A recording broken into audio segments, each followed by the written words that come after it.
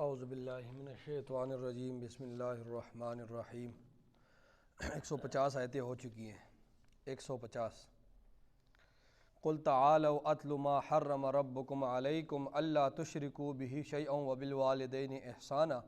ولا تقتلوا اولادکم من املاق نحن نرزقکم وإیاہم ولا تقربوا الفواحش ما ظہر منها وما بطن ولا تقتلوا النفس التي حرم الله إلا بالحق ذلكم وصاكم به لعلكم تعقلون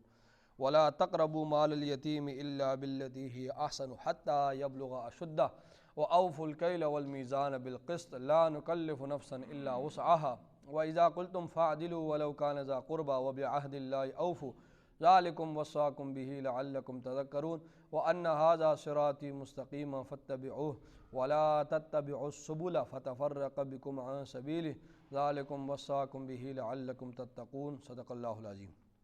یہ 3 آیتیں ہیں، اس کا پہلے ترجمہ لفظی سن لیں۔ 150 آیتیں پیچھے ہو چکی ہیں، 150 سے آگے جو ہے 3 آیتیں، ان کا پہلے لفظی ترجمہ سن لیں، اس کے بعد تفسیر۔ قل آپ کہہ دیجئے، تعالو آؤ، اتلو میں پڑھ کر سناؤں، ما وہ چیزیں حرم ربکم جو حرام کی ہیں تمہارے رب نے، علیکم تم پر۔ قل دوبارہ سن لیں، قل تعالو، قل آپ کہہ دیں کہ تعالو آؤ، اتلو ما حرم ربکم علیکم میں پڑھ کر سناؤں وہ چیزیں جو تمہارے رب نے تم پر حرام کی ہیں۔ اللہ تشرکوا بہ شیئا، یہ کہ تم شریک نہ ٹھہراؤ بھی اس کے ساتھ شیئن کسی چیز کو، وبالوالدین احسانا اور والدین کے ساتھ اچھا سلوک کرو، ولا تقتلوا اولادکم اور تم قتل مت کرو اپنی اولاد کو، من املاق غربت کے خوف سے، نحن نرزقکم ہم تمہیں بھی رزق دیتے ہیں، وإیاہم اور انہیں بھی دیتے ہیں، ولا تقربوا الفواحش اور قریب مت جاؤ بے حیائی کے باتوں کی طرف، ما ظہر منہا جو ان میں سے ظاہر ہیں، وما بطن اور جو ان میں سے پوشیدہ ہیں، ولا تقتلوا النفس التی اور قتل مت کرو اس نفس کو، حرم اللہ جو اللہ نے حرام کیا ہے، الا بالحق مگر حق کے ساتھ،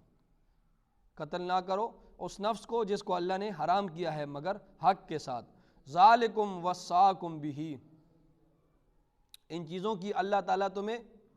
تاکیدی حکم دیتا ہے، لعلکم تعقلون تاکہ تم بچ جاؤ، تاکہ تم سمجھ جاؤ، ولا تقربوا اور تم قریب مت جاؤ مال الیتیم یتیم کے مال کی طرف، ولا تقربوا مال الیتیم یتیم کے مال کے قریب مت جاؤ، الا باللتی مگر اس طریقے سے، ہی احسن جو بہت اچھا ہو، حتیٰ یہاں تک کہ یبلغ اشدہ وہ پہنچ جائے، اشدہ اپنی قوت اور جوانی تک، یتیم کے مال کے قریب مت جاؤ یہاں تک کہ وہ پہنچ جائے اپنے جوانی اور اپنی قوت تک، وَأَوْفُوا الْكَيْلَ اور دو کیل کر کے، والمیزان اور تول کر کے دو، بالقسط انصاف کے ساتھ، لا نکلف نفسا ہم تکلیف نہیں دیتے کسی نفس کو، الا وسعها مگر اس کی طاقت کے مطابق، وَإِذَا قُلْتُمْ اور جب تم کہو، وَإِذَا قُلْتُمْ اور جب تم بات کرو تو فَاعْدِلُوا انصاف کے ساتھ بات کرو، وَلَوْ كَانَ ذَا قُرْبَى اگرچہ وہ تمہارے قریبی رشتہ دار ہی کیوں نہ ہو، وَبِعَهْدِ اللَّهِ اوفو اور اللہ کے وعدے کو پورا کرو، عہد کا مطلب وعدہ، اوفو پورا کرو، ذالکم وصاکم بہ ان چیزوں کا اللہ تعالیٰ تمہیں تاکیدی حکم دیتا ہے، لعلکم تذکرون تاکہ تم جو ہے نصیحت حاصل کرو، وَأَنَّ هَذَا صِرَاطِي مُسْتَقِيمًا اور بے شک ہاذا یہ صراطی میرا راستہ ہے، مستقیماً سیدھا، یہ میرا راستہ ہے سیدھا، فاتبعوہ پس تم اس کی پیروی کرو، اور ولا تتبعوا السبل اور تم پیروی مت کرو اور راستوں کی، فتفرق بکم پس وہ تمہیں جدا کر دے گی، عن سبیلہ اللہ کے راستے سے، ذالکم وصاکم بہ اللہ تعالیٰ تمہیں تاکیدی حکم دیتا ہے ان چیزوں کا، لعلکم تتقون تاکہ تم بچ جاؤ۔ یہ ان آیات کا لفظی ترجمہ ہوا۔ اب تفسیر سن لیں، دیکھیں پیچھے یہ اس چیز کا ذکر تھا کہ مشرکین کے دعوے کو اللہ رب العزت نے رد کیا۔ مشرکین یہ کہتے تھے کہ یہ چیزیں حرام ہیں اور یہ حلال ہیں، تو اللہ رب العزت نے ان چیزوں کا رد کیا ہے کہ تم جن چیزوں کو حرام کہہ رہے ہو حقیقت میں وہ حرام نہیں ہے، اور میں نے اس کو حرام نہیں کیا۔ اب اللہ رب العزت فرما رہے ہیں کہ دیکھو جو چیزیں تم نے حرام کی ہیں نا وہ تو میں نے حرام نہیں کی تھی، جن جن چیزوں کو تم نے حرام اپنے لیے قرار دیا تھا حقیقت میں وہ چیزیں میں نے حرام نہیں کی تھی۔ اب جن چیزوں کو میں نے حرام قرار دیا نا اب وہ سنو، ٹھیک ہے۔ پیچھے اللہ رب العزت نے انہوں نے کہا تھا نا یہ جانور حرام ہے، یہ جو ہے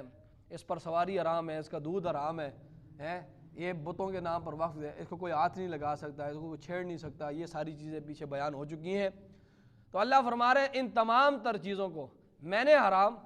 نہیں قرار دیا ہے بلکہ تم نے خود حرام قرار دیا ہے۔ اب جو چیزیں میں نے حرام کی ہیں نا اب وہ سنو، جو چیزیں حقیقت میں نے حرام کیا اب وہ سنو۔ فرمایا قل،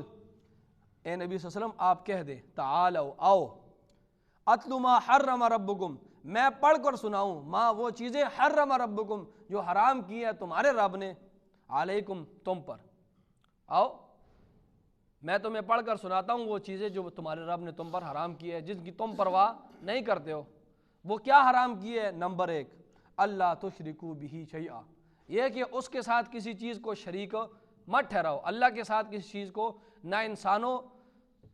کو شریک ٹھہراؤ، پیغمبر ہی کیوں نہ ہو، انسان جتنے بھی ہیں، نہ جنوں کو اللہ کا شریک ٹھہراؤ اور نہ ہی جو ہے فرشتوں کو اللہ کا شریک ٹھہراؤ،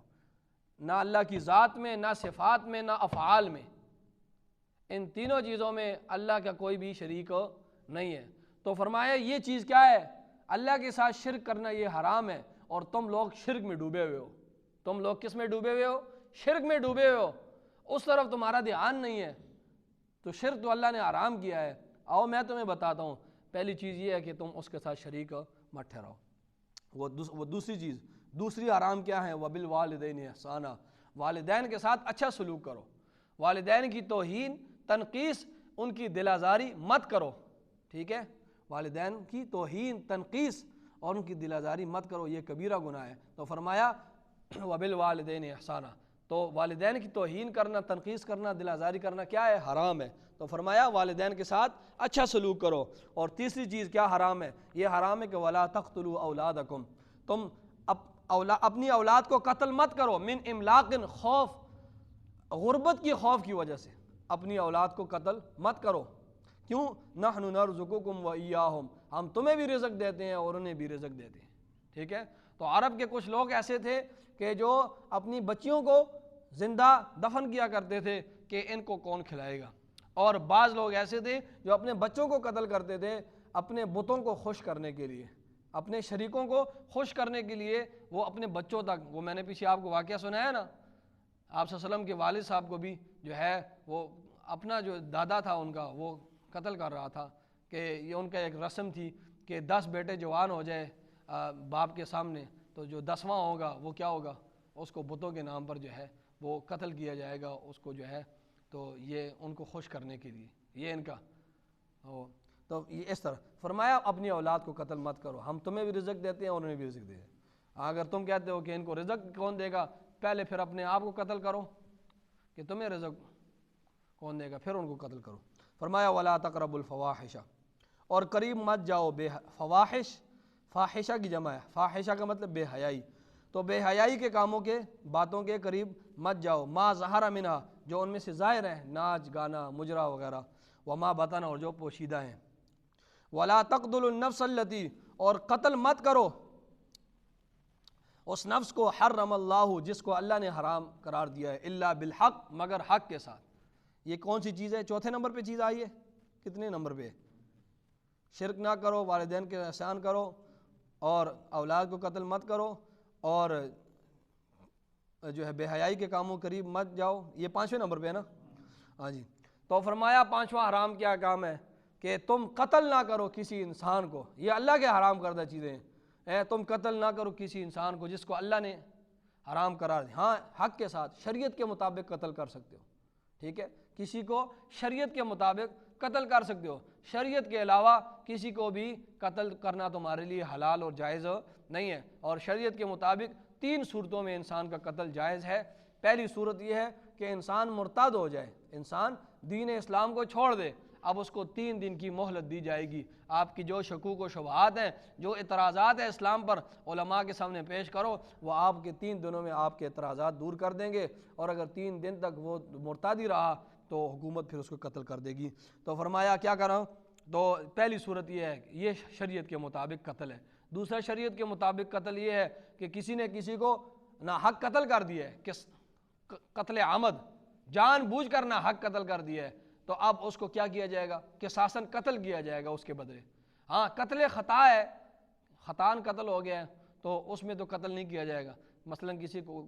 ٹرک کے نیچے آ گیا، بس کے نیچے، گاڑی کے نیچے، وہ تو قتل خطا ہوتا ہے۔ یا اسی طرح کسی جانور کو مار رہا تھا تو لگ گئی انسان کو، خطاً کوئی قتل، تو اس میں تو وہ تو قتل خطا ہے، اس میں تو قتل نہیں کیا جائے گا۔ ہاں کسی نے جان بوجھ کر کسی کو قتل کیا ہے تو پھر اس میں کیا ہوگا، قصاصاً اس کو بھی قتل۔ تو دوسری صورت یہ ہے حق کے ساتھ شریعت کے مطابق، اور تیسری یہ ہے کہ شادی شدہ مرد اور عورت اگر اس نے زنا کر لیا ہے تو انہیں سنسار کیا جائے گا، انہیں سنسار کیا جائے گا۔ تو فرمایا کسی نفس کو قتل مت کرو جو اللہ نے حرام کیا تمہارے اوپر، الا بالحق، مگر شریعت کے مطابق جو شریعت۔ تو یہ 3 صورتیں ہیں، ان 3 صورتوں کے علاوہ کسی کا قتل جائز نہیں ہے۔ فرمایا ذالکم وصاکم بہ، اللہ ان تمام تر چیزوں کا تمہیں تاکیدی حکم دیتا ہے تاکہ لعلکم تعقلون، تاکہ تم سمجھ جاؤ۔ والا فرمایا آگے ولا تقربوا مال الیتیم، اور اللہ نے یہ چیز بھی حرام کی ہے کہ ولا تقربوا مال الیتیم، یتیم کے مال کے قریب مت جاؤ، الا بالذی، مگر اس طریقے سے قریب جاؤ کہ ہی احسن، وہ اچھا طریقہ ہو، ٹھیک ہے، حتیٰ، یہاں تک کہ یبلغ اشدہ، وہ اپنی جوانی تک پہنچ جائے، اپنی قوت اور جوانی تک پہنچ جائے۔ تو یتیم کے مال کی نگرانی دیانتداری کے ساتھ، اس کی حفاظت، اس کے مال کی حفاظت دیانتداری کے ساتھ کرو، باقی ہڑپ کرنے کے لیے اس کے مال کے قریب مت جاؤ، ہاں حفاظت کے لیے اس کے مال کے قریب چلے جاؤ، اور جب وہ جوان ہو جائے تو اس کا مال اس کو دے دو۔ یہاں پر نہایت اہم مسئلہ ہے، وہ یہ ہے کہ مرنے جو انسان مر جاتا ہے نا، مرنے والے کا جو پیچھے مال رہ جاتا ہے، اب اس سے صدقہ خیرات کرنا جو ہے وہ، اب مرنے والا مر گیا ہے، اب پیچھے جو اس نے مال چھوڑا ہے، اب اس مال سے صدقہ خیرات کرنا یہ حرام ہے۔ تمام فقہاء کے نزدیک، تمام محدثین جتنے بھی ہیں، سب کے نزدیک مرنے والے کا مال جو ہے، جو اس نے چھوڑ دیا ہے، اب اس سے صدقہ خیرات کرنا کیا ہے، حرام ہے۔ کیوں؟ اس میں اب یہ جتنے بھی پیچھے رہ گئے ہیں سب شریک ہیں، ٹھیک ہے، اس مال میں پیچھے جتنے بھی ہیں وہ سب شریک ہیں۔